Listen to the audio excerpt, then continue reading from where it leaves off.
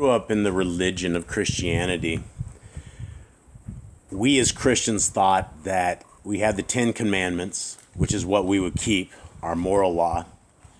And then we all knew about the greatest commandment, or what we believed were only 2 commandments that really applied to us. And when we examine the doctrine of Christianity and wondering if we only have 2 commandments or 10 commandments or anything of that sort, I want to take us back again to commandment number 11, which commandment number 11 is very, very clear that we are taught to guard Yahuwah's covenants, laws, statutes, and commandments. And we need to guard this with a feistiness. We need to guard this with a sense of protection. Because when we guard something, you don't guard something by putting it in the trash. We don't guard something by ripping it up and not caring about it. Because in the religion of Christianity, we don't and we didn't guard Yahuwah's laws, statutes, and commandments. Now, when we look at Scripture and we look at 1 John 2:3, this is a very important verse. It says, "And hereby we do know that we know him if we guard his commandments." Now, the Christian religion will tell us right now that there are only 2 commandments, and besides the moral law, because we pull this from Matthew 22. And it comes from the bottom here. And this is where people were testing Messiah Yahushua. And I say Messiah Yahushua because there were no J's in Hebrew. The name Jesus is a Greek name. And so when we look at what our Messiah was saying, he was saying this. And somebody said this to him, and this is what he replies. Somebody goes, "Rabbi, what is the great commandment in the Torah?" Yahushua said unto him, "You shall love Yahuwah Eloheka with all your heart, with all your soul, and with all your mind. This is the first and great commandment. And the second is like unto it. You shall love your neighbor as yourself." Now, this commandment, the very first part of that, where we are to love Yahuwah Eloheka, that comes from Deuteronomy. That comes from back in Deuteronomy. It comes from Deuteronomy 6. And this is what we have, which we call the Shema. Now, as Christians, we were told to disregard the Old Testament because that was the old covenant and that was for God's chosen people, and we are Gentiles. Now, when you study scriptures, you very soon learn that we don't want to be called Gentiles. We want to be the chosen people of our Creator. And so when we are looking at the greatest commandment, which is this, "And you shall love Yahuwah Eloheka with all your heart and with all your soul and with all your might. And these words which I command you this day shall be in your heart. And you shall teach them diligently unto your children, and shall talk of them when you sit in your house, and when you walk by the way, and when you lie down, and when you rise up. And you shall bind them for a sign upon your hand, and they shall be as frontlets between your eyes. And you shall write them upon the doorposts of your house and on your gates."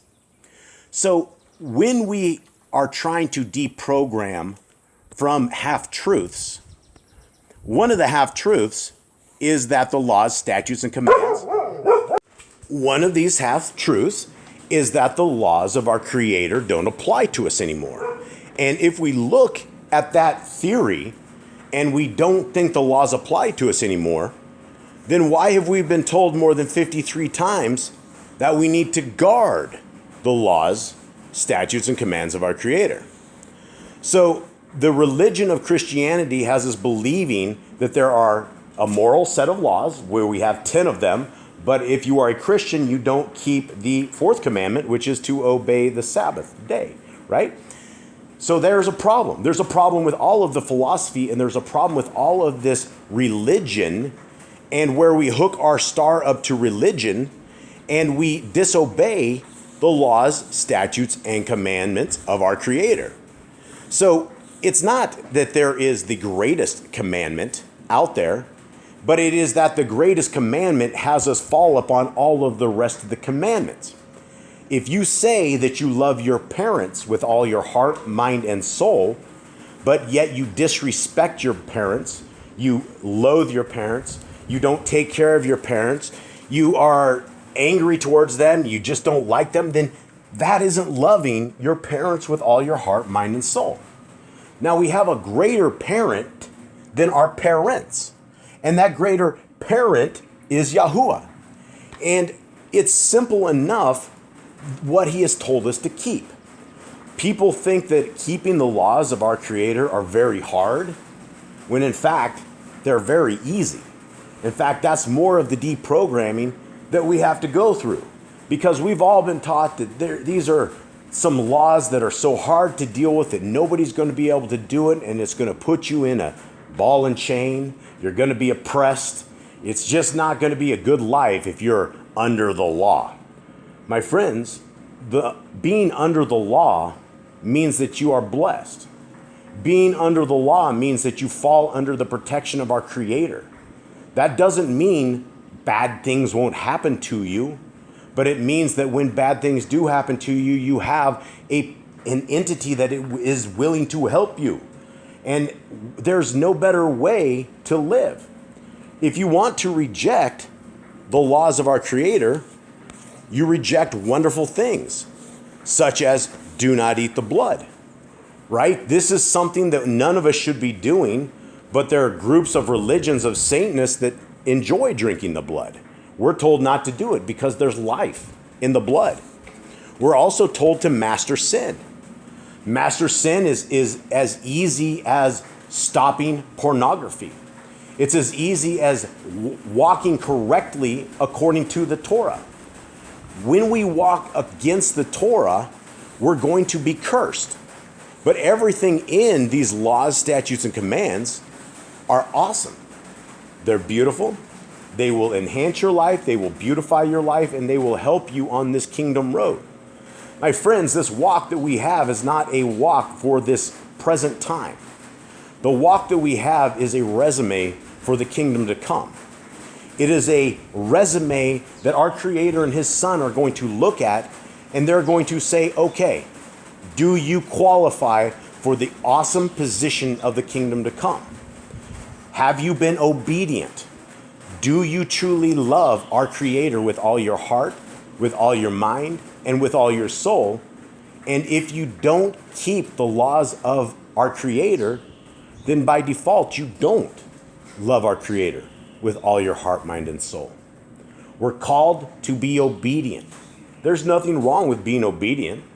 If people think it makes you a lesser of a man to be under the guidance of the Creator who created us, I say that makes us a smart man. We need to do what is right for us, and we need to protect our soul.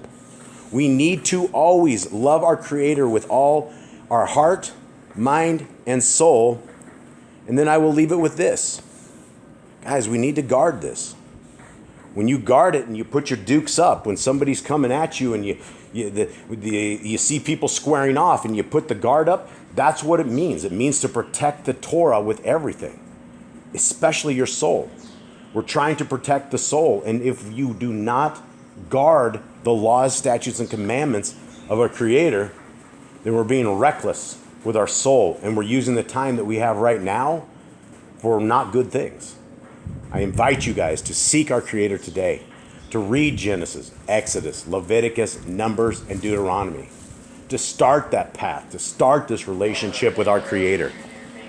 And that is it. I hope you guys have a wonderful day.